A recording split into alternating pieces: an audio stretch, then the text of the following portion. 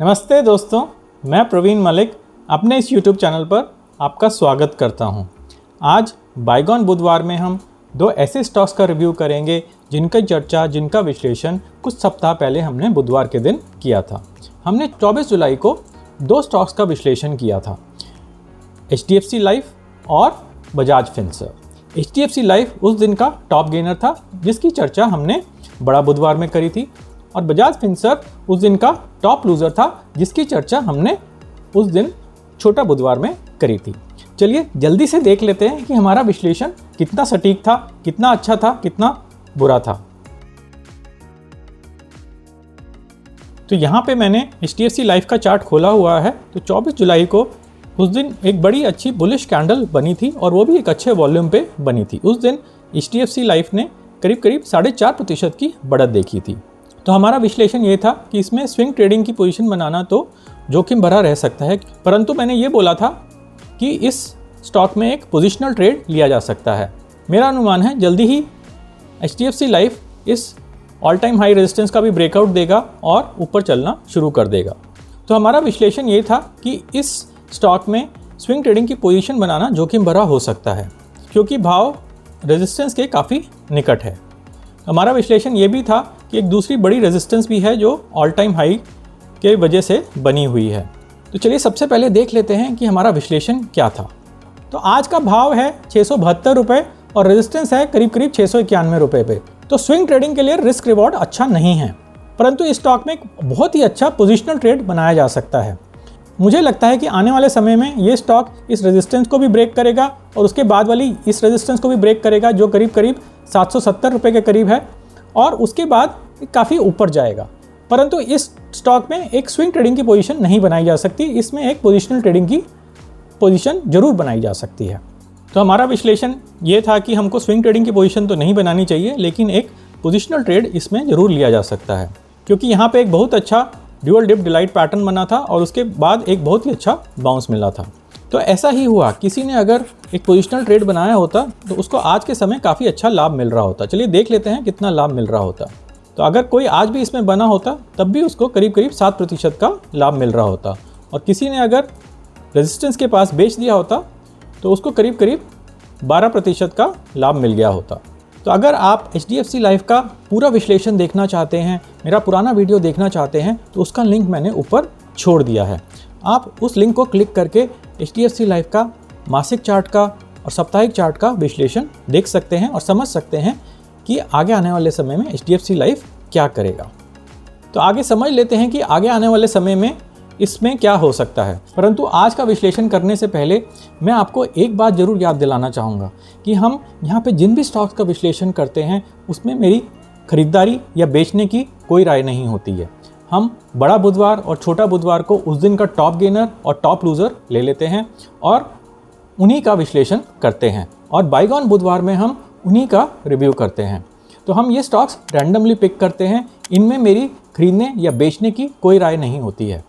यह हमारा विश्लेषण केवल और केवल एजुकेशनल पर्पसेस के लिए होता है। तो अगर आपको इन स्टॉक्स में कोई पोजीशन बनानी है तो आप अपना विश्लेषण खुद करिए और उसके बाद ही कोई निर्णय लीजिए। और अगर आप समझना चाहते हैं कि स्विंग ट्रेडिंग कैसे करी जाती है तो उसके लिए एक मैंने पूरा कोर्स रिकॉर्ड किया हुआ है।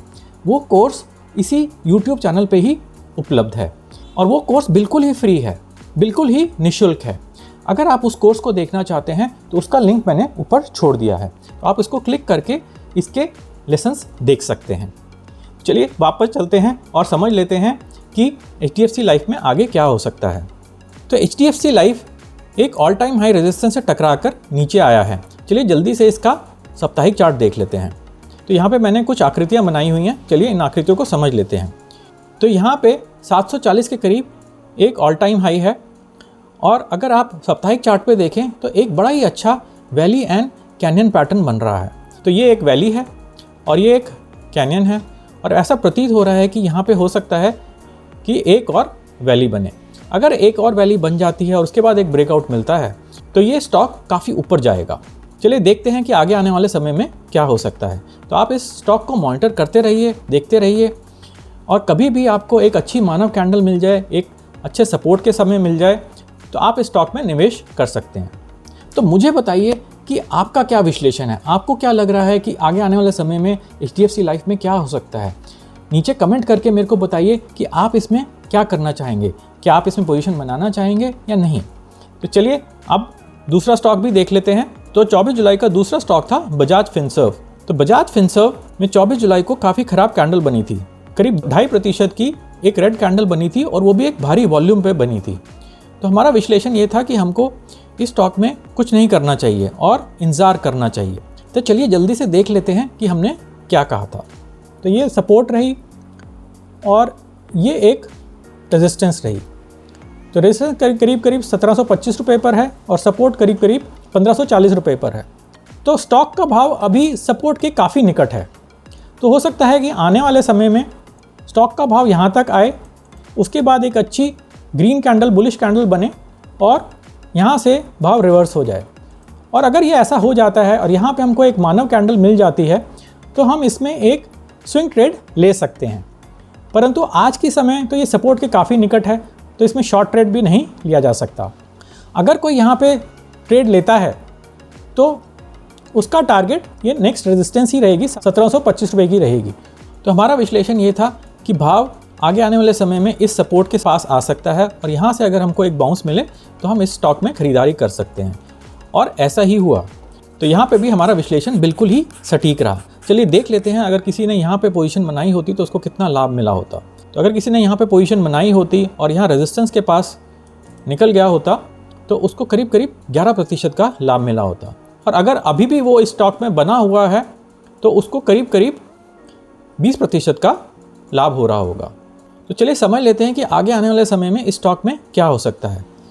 तो सबसे पहले ये रेखा हटा देते हैं।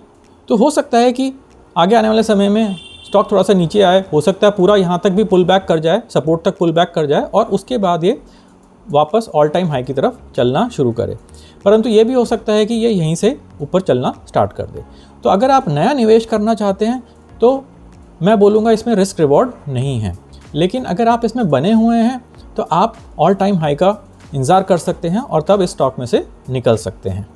तो अगर आप मेरा पुराना वीडियो देखना चाहते हैं और बजाज फिनसर्व का पूरा विश्लेषण समझना चाहते हैं तो उसका लिंक मैंने ऊपर छोड़ दिया है।